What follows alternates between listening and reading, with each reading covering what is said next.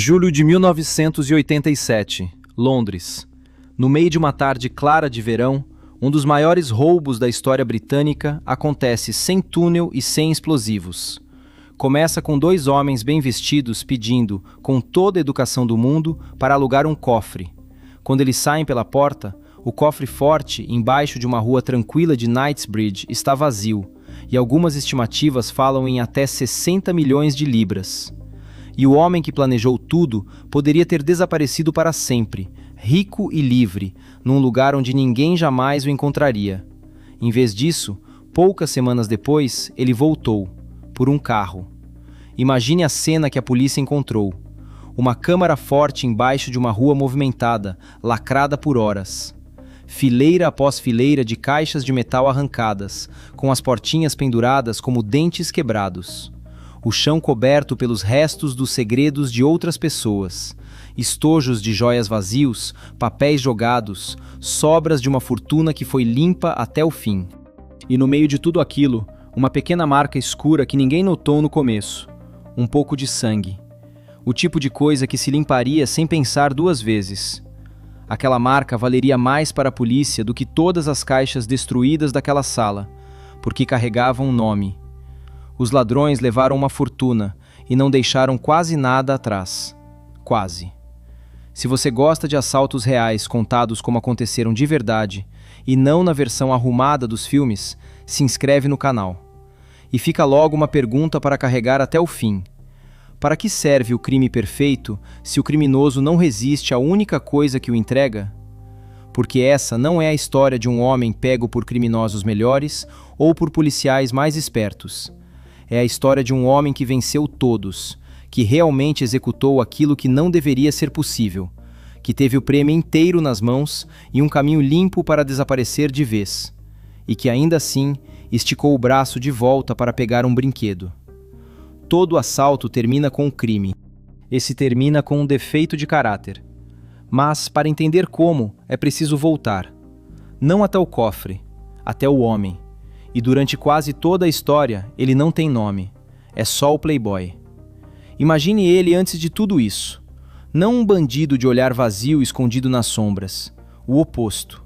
Um homem charmoso, bonito, vestido com roupas caras, que amava carros rápidos, boa companhia e, acima de tudo, adrenalina. Um homem que tratava o crime menos como necessidade e mais como esporte. Um jogo que ele jogava porque era bom nisso e porque aquilo o fazia se sentir vivo. Ele vinha de dinheiro, ou pelo menos de conforto, e tinha a confiança de quem nunca acreditou que as regras se aplicassem a ele. E essa é a parte que você precisa sentir para entender o resto. Alguns criminosos são moldados pela dificuldade, empurrados para o crime com as costas na parede. Esse aqui não.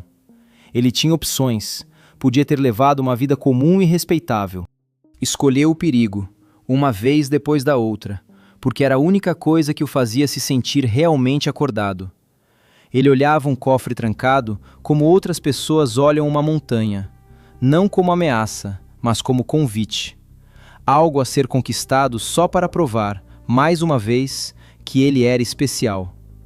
E aí está a semente de tudo. Porque esse não era um homem roubando por desespero. Era um homem roubando por apetite. Ele queria o dinheiro, sim, mas mais do que o dinheiro, queria a história, a audácia, a sensação de executar algo enorme e escapar impune enquanto todo o resto seguia as regras. O traço que o definia não era ganância, era vaidade. A necessidade profunda de ser o homem mais ousado de qualquer ambiente. E guarde essa palavra, vaidade, porque é exatamente a vaidade que um dia colocaria as algemas nos pulsos dele. E pense em como esse tipo de homem é perigoso. Ganância dá para prever. Um ganancioso pega o dinheiro e se esconde. Vaidade é um poço sem fundo e sempre quer plateia, porque uma vitória que ninguém vê quase não conta. Ele não queria apenas ficar rico, queria ser a lenda do homem que ficou rico daquele jeito. E um criminoso que precisa da admiração do mundo luta contra a própria natureza em cada dia de silêncio. Mas cedo ou mais tarde, a natureza vence. Então qual era o alvo? Uma central de cofres de aluguel, num dos bairros mais ricos de uma das cidades mais ricas do planeta. E, Para entender a audácia, é preciso entender o que era aquele lugar. Não exatamente um banco, algo mais privado, mais discreto. Uma câmara forte onde os ricos guardavam aquilo que não queriam que ninguém soubesse: dinheiro vivo, joias, ouro, documentos. O tesouro particular de pessoas que valorizavam sigilo tanto quanto segurança. Fileiras e fileiras de caixas de metal trancadas, enterradas numa sala forte embaixo da rua, atrás de portas pesadas, vigiadas por seguranças e câmeras. Pense em quem usava um lugar assim. Não gente comum com poupança comum. Eram pessoas com coisas a proteger e, muitas vezes, coisas a esconder. Gente que lidava com dinheiro vivo, que preferia não explicar, com joias discretamente adquiridas, com ouro que não aparecia em nenhuma lista. A empresa vendia a eles a promessa mais valiosa daquele mundo: discrição total, sem perguntas, sem registro do que entrava nas caixas. Apenas uma gaveta de aço e a garantia de que aquilo era só seu, longe do fisco, do ex-cônjuge, do rival de negócios, da polícia. Essa promessa era o produto inteiro, e ela estava a ponto de ser destruída. E aqui está o que tornava o prêmio tão tentador. Como as caixas eram privadas, ninguém sabia de verdade o que havia dentro delas, nem a própria empresa. As pessoas alugavam um cofre justamente para que nenhum registro existisse, o que significava que aquele lugar era um baú cego, entupido de riquezas desconhecidas, guardadas por gente que, em muitos casos, jamais iria querer explicar a ninguém exatamente o que havia perdido. Era, de um jeito estranho, o lugar perfeito para roubar, porque parte do que fosse levado nunca poderia sequer ser comunicada à polícia. E tem uma comédia sombria escondida aí. Depois desse assalto, havia pessoas que perderam quantias enormes e não podiam dizer nada, porque explicar o que perderam seria explicar o que estavam escondendo e de quem. O mentor entendia isso perfeitamente. Parte do butim viria de gente que preferiria engolir o prejuízo em silêncio a admitir que a caixa era sua. Isso tornava o crime, de um jeito frio, quase autoencobridor. Mas ainda era uma fortaleza. Portas de segurança pesadas. Uma sala forte construída para resistir exatamente ao tipo de ataque que um ladrão traria. Seguranças de plantão. Câmeras vigiando. O sentido do lugar era ser irroubável. Ser a escolha segura de quem não confiava em nada nem em ninguém. Para vencê-lo, era preciso entrar na área protegida, passar pelos seguranças e ter tempo e ferramentas para arrebentar caixa após caixa sem que o alarme trouxesse a polícia. E essa última parte era a verdadeira muralha, não as portas, não o aço. Tempo.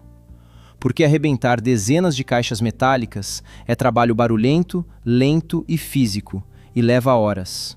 Qualquer invasão comum dispararia um alarme muito antes do serviço terminar. Então o desafio real não era entrar, era comprar tempo, era ficar no meio daquela sala forte hora após hora, com a certeza de que ninguém viria. Resolva isso e a fortaleza cai. E o playboy achava que tinha resolvido. E aqui a cabeça dele mostrou o diferencial. A maioria dos ladrões pensa em como invadir. Ele pensou em como ser convidado a entrar. Por que forçar a porta da frente como inimigo, se você pode atravessá-la como cliente? A fortaleza mais bem defendida do mundo ainda abre as portas para as pessoas que ela foi feita para atender. Então ele não atacaria o cofre por fora. Seria convidado a entrar, recebido com sorrisos, levado até a mesma sala forte que pretendia esvaziar. E só então o jogo começaria.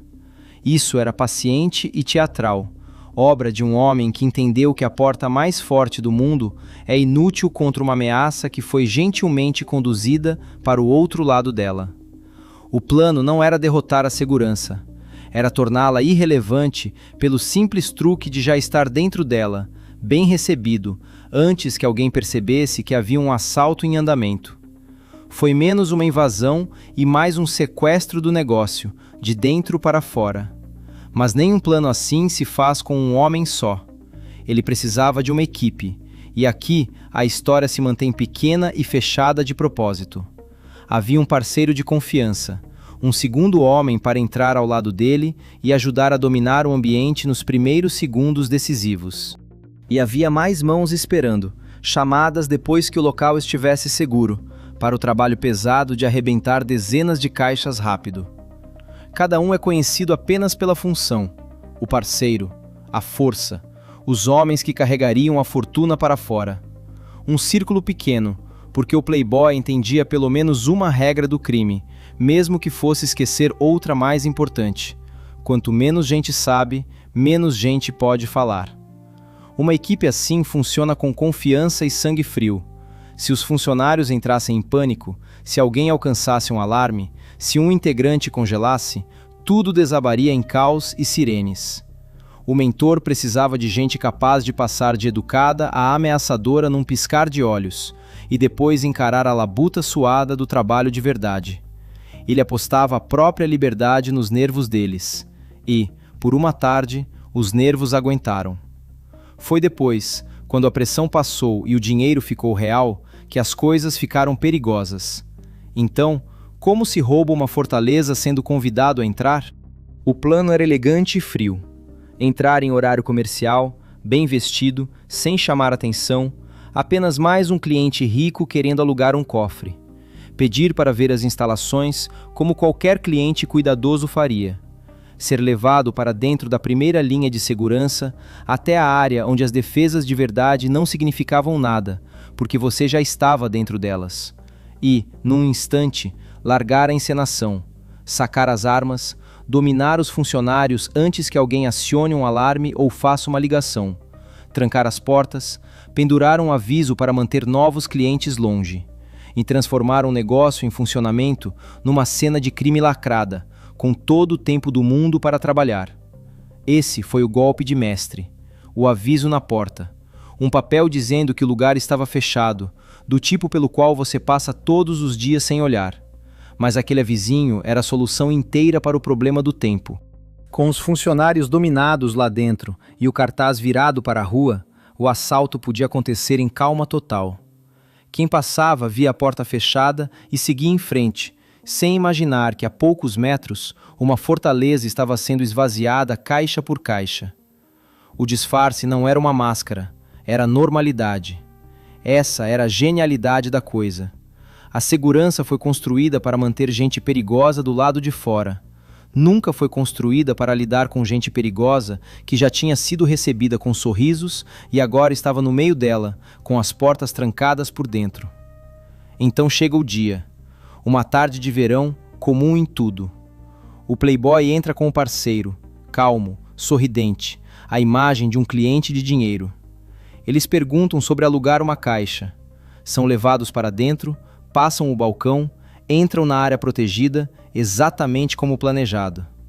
E então os sorrisos caem, as armas aparecem. Os funcionários, pegos completamente de surpresa, são dominados, obrigados a obedecer, levados para onde os assaltantes querem. Acontece rápido e em silêncio. Nenhum tiro para a rua, nenhum alarme gritando para o mundo. Apenas um negócio tomado de dentro em questão de instantes. Sinta a velocidade dessa virada.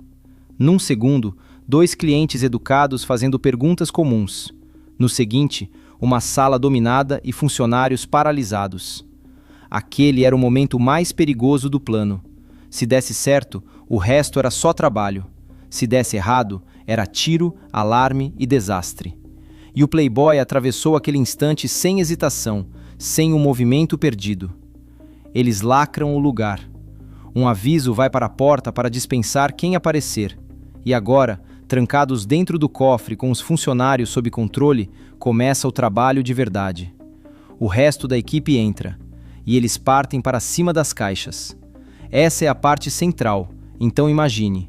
Fileira após fileira de gavetas metálicas trancadas. Ferramentas mordendo o metal.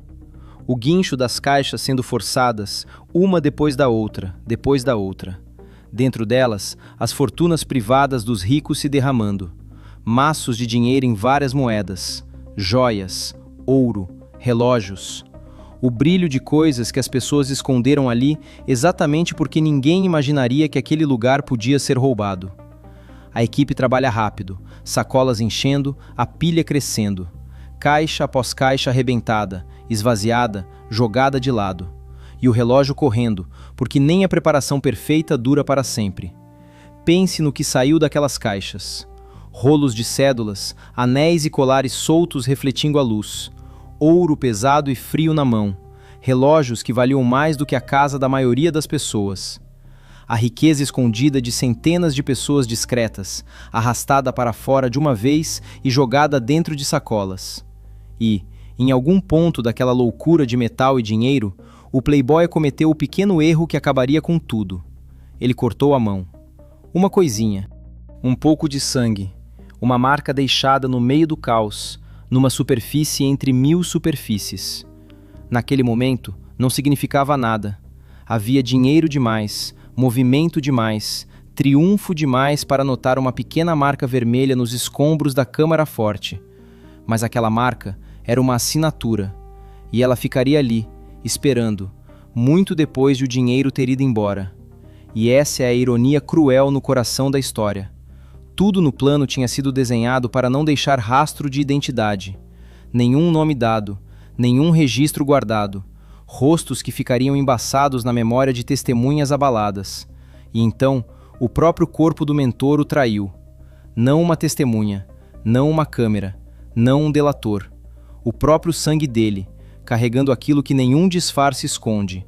Uma impressão digital que pertence a exatamente uma pessoa no mundo. Então acaba.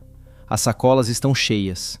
A equipe sai, volta para a rua comum, se dissolve na cidade com uma fortuna.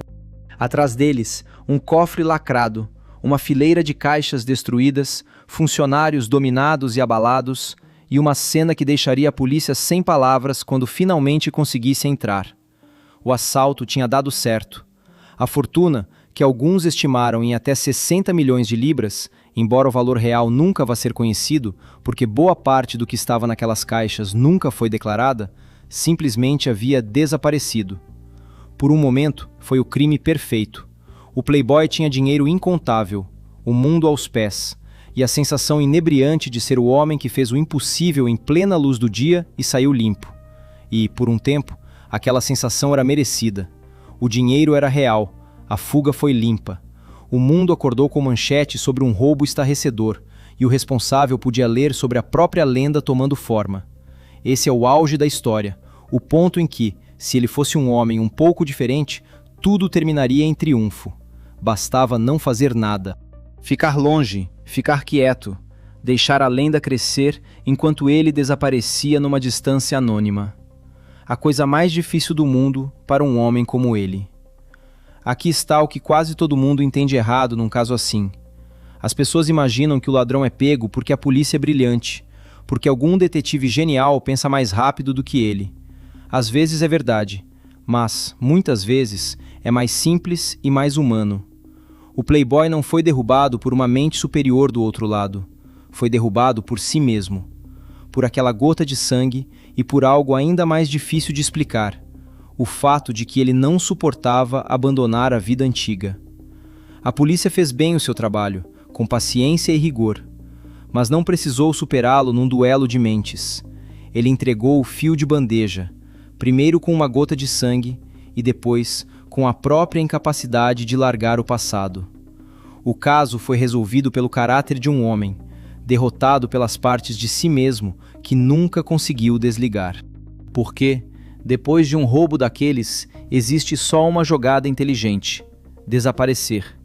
Pegar o dinheiro, sair do país, virar outra pessoa num lugar onde ninguém está procurando e nunca, jamais, voltar.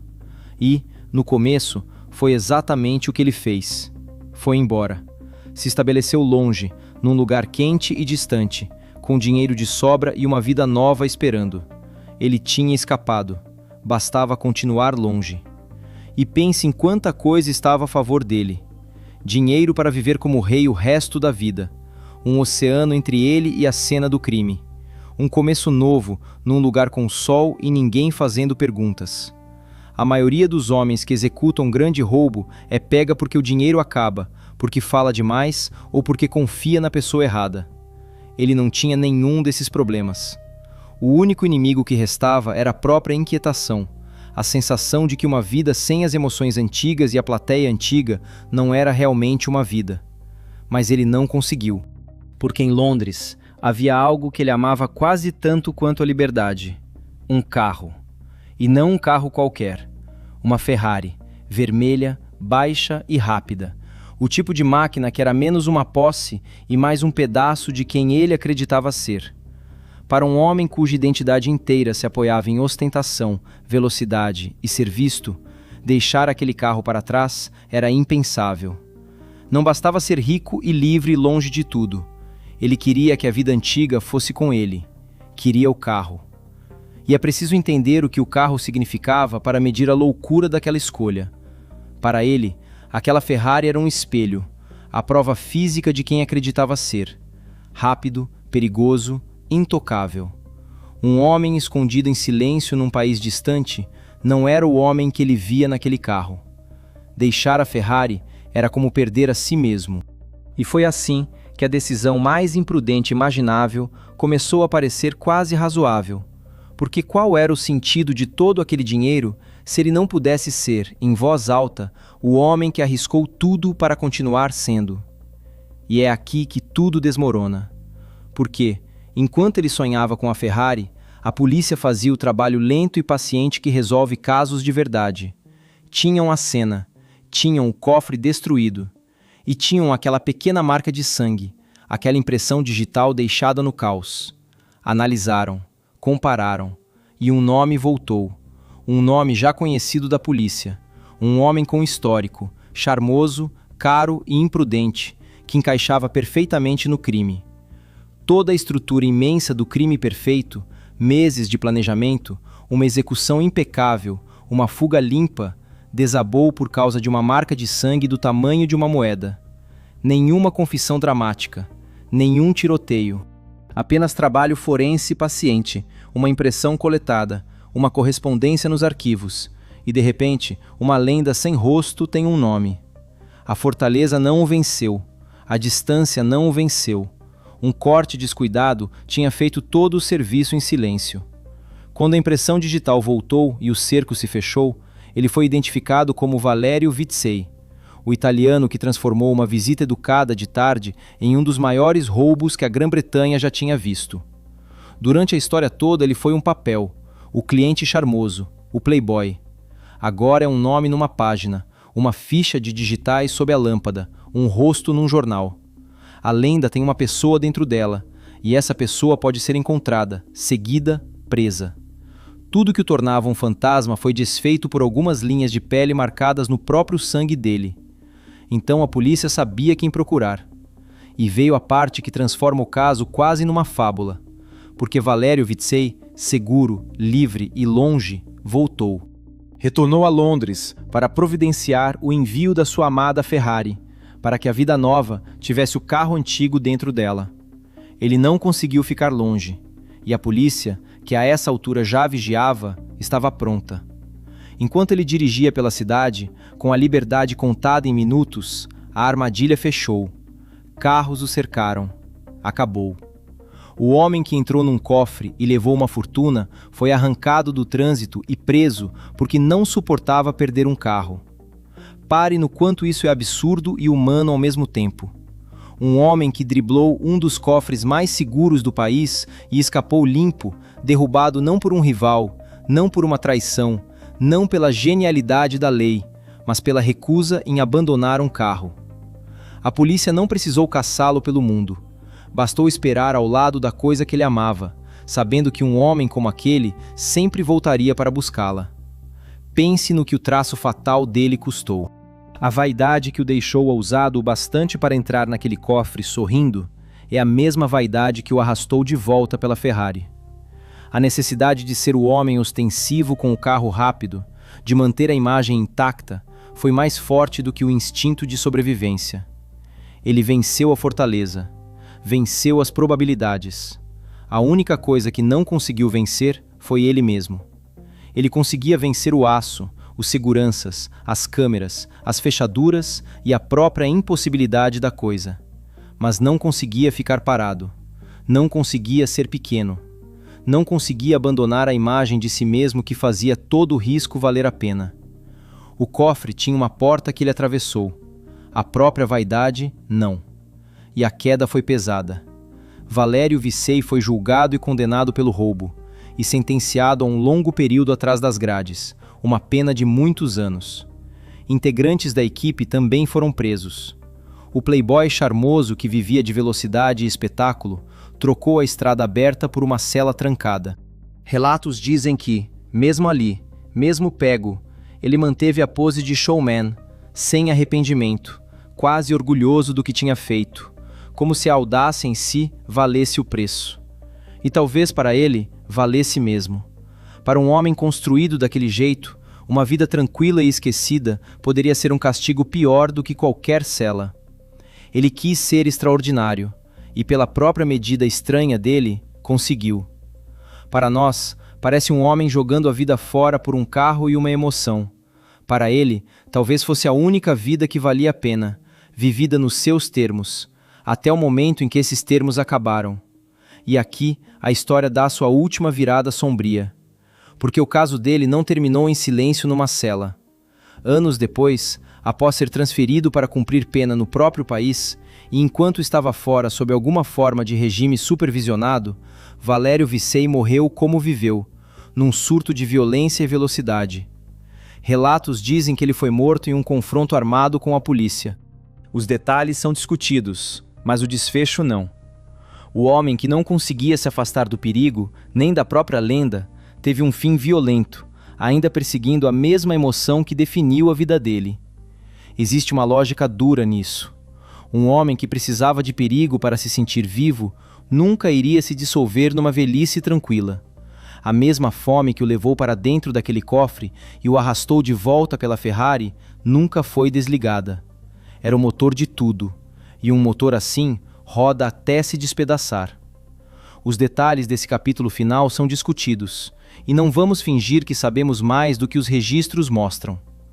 Pense naquela Ferrari mais uma vez, vermelha, brilhando, rápida, parada numa cidade a qual ele nunca deveria ter voltado.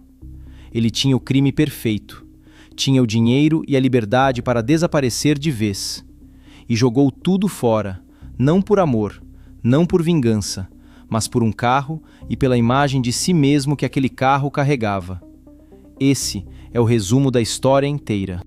O maior roubo do gênero não foi desfeito por criminosos melhores, nem por policiais mais espertos. Foi desfeito por um homem que queria, mais do que segurança e mais do que liberdade, continuar sendo exatamente quem era. E o crime não esvaziou apenas um cofre, furou um mito, o do lugar perfeitamente discreto, onde segredos podiam dormir intocados. Lembrou uma cidade inteira de gente sigilosa que nenhuma promessa de